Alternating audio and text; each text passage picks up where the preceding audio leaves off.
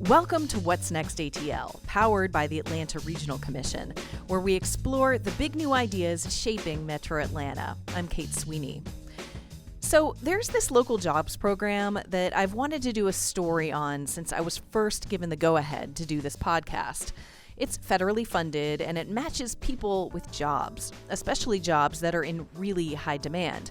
For these high demand fields, the program actually pays for any job training people might need to get up to speed. It's called WorkSource Atlanta Regional, and it placed about 500 people last year. Still, I couldn't really see where the story was with all this. That is, until I met someone whose life was utterly changed by it. That's Quatesius Johnson, which she tells me right away is not what people call her. Because, Quatesius has 9 letters and people get a little confused because, I've become Quarterius. So what do you go by? Family calls me Q, and everybody else calls me Mom, including the kids in the neighborhood. Growing up on Atlanta's west side, Q Johnson's earliest and happiest memories all revolve around sweet sets of wheels. I learned how to drive a manual transmission at the age of 5. I was switching the gears. My sister was driving. She was 11. That was my mama's car. Delta 88, the big boat, I called it. When she got a little older, she remembers steering her uncle's station wagon with all her cousins in the car. But what Q really swooned over were trucks. My grandpa used to come pick me up in his red F-150. It was manual transmission and the engine was so awesome. And then when I got 16, I was like, I want a dually. A dually is the bad boy of the pickup truck world with double sets of wheels in the back. He's like, what are you going to do with a dually? And she said, I want my truck to be bigger than yours. 16 years later, Q Johnson has gotten her wish. She finally drives a truck bigger than her grandfather's. I'm a professional driver. Hauling clothing, building materials, and flat-screen TVs all across the country in an 18-wheeler. But that's because they said I couldn't, so I figured I'd prove them all wrong. Today, Q proves them wrong and becomes a professional truck driver. It's part of a larger story, too, about an industry under pressure to meet the demands from consumers like you and me, and about how that industry is scrambling to attract younger, enthusiastic drivers like Q. Stay tuned.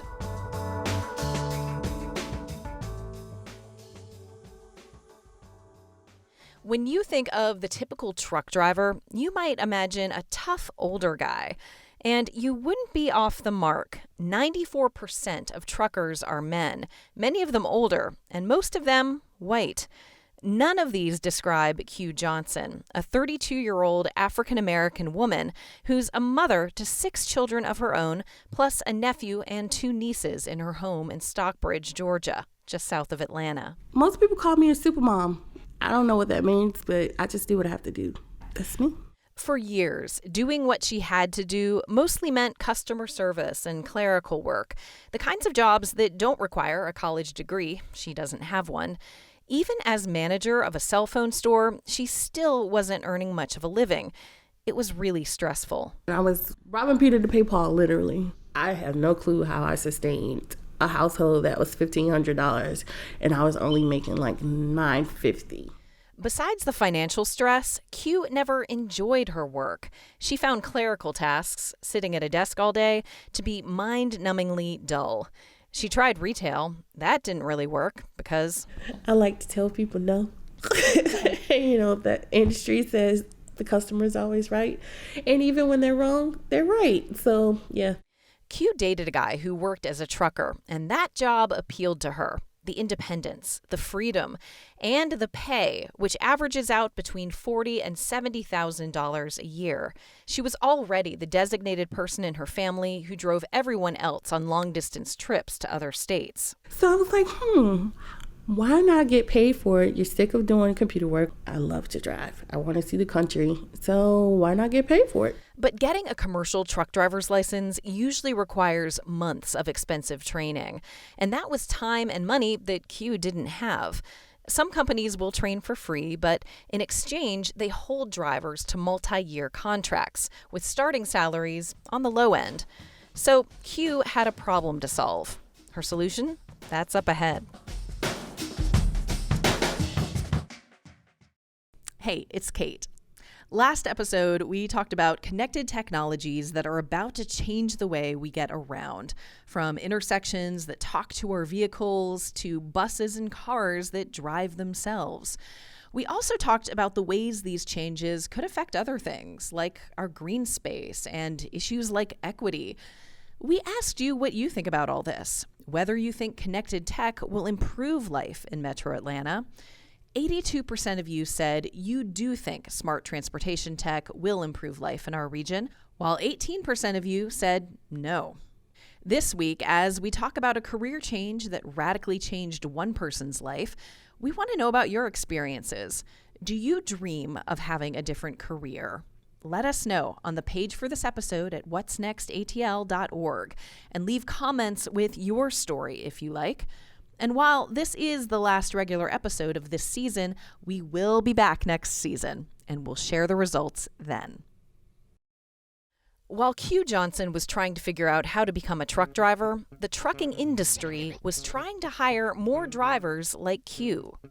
Nationally, for years now, the industry has had a driver shortage. Turns out that the qualities that attract Q to the job, like the long days spent entirely alone, are a turnoff to a lot of people. There's estimates that the average age of truck drivers is about 55 years old, and it kind of keeps getting a little bit older each year. This is Daniel Studdard. He's a transportation planner at the Atlanta Regional Commission.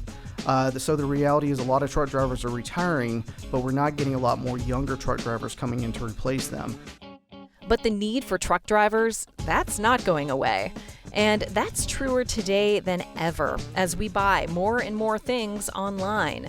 In Metro Atlanta, which serves as a major hub for freight, the trucking industry is consistently one of the top 3 industries needing workers. Truck drivers are the reason we have almost everything in our lives. Anything that you buy in a store, clothes, electronics, your phone, your computer, medication, things that we need to live day to day.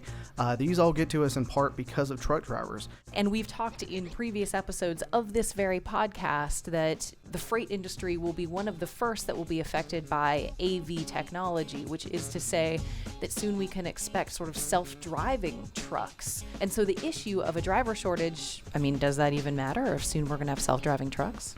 It does matter because, yes, eventually we will have self-driving trucks. The question is, are we talking years or are we talking decades? We've had a truck driver shortage for a number of years now. We need to start figuring out how to deal with this now.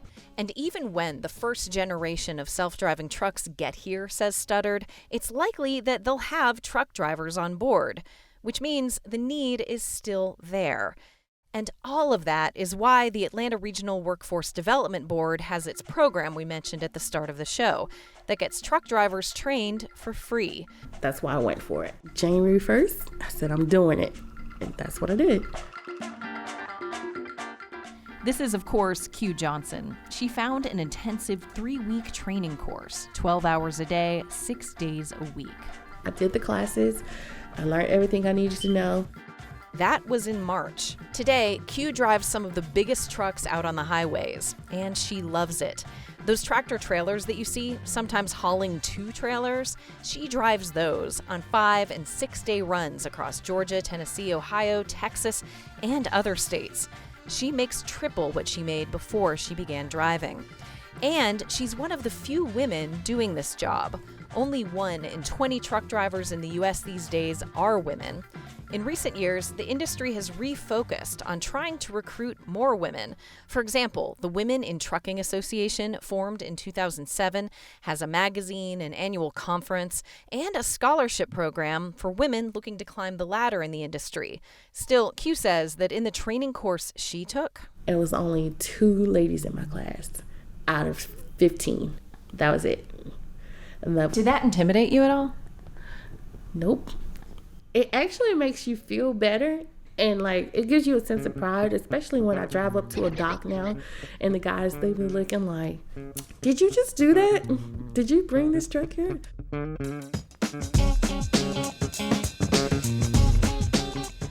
Being a woman in the male-dominated, traditionally macho field of trucking is a point of pride for Q. She's developed a considerable village of folks to help watch her kids during the week. But many people in her close-knit family were not totally on board when it came to Q's decision to train for a job that would have her out on the road most of the time. Even my grandmother, she was like, "What are you doing?" I was like, "Going to work." These days, Q says, going to work means she's putting away money each month, not robbing Peter to pay Paul like she did for so many years. This isn't to say that life is easy now. Being home just 2 days a week means Q spends those days doing a lot of laundry, errands, and trying to squeeze in some quality time with her family. But let's be clear, Q genuinely enjoys being out on the road. Wide open spaces, free spirit. It gives you that liberating feeling, and you have a sense of purpose. Truck driving fulfills her sense of adventure. She hasn't yet slept in the same town twice. She gets to watch sunrises over the mountains, and she's keeping a log of her favorite dining spots. The winner so far? A little barbecue dive in Tennessee. And then there's the other reason she likes the job. Meditation time. Nobody's bothering me because they know I'm not going to answer the phone. Because I'm driving this big truck. I got to focus. So I get mental time that I haven't had in about 16 years. She's getting time to read books on her stopovers and even do a little writing. And when she comes home, she says, she feels great. And her family notices. They're like, "You're glowing." I'm peace. I'm at peace. That was Q Johnson, commercial truck driver and supermom.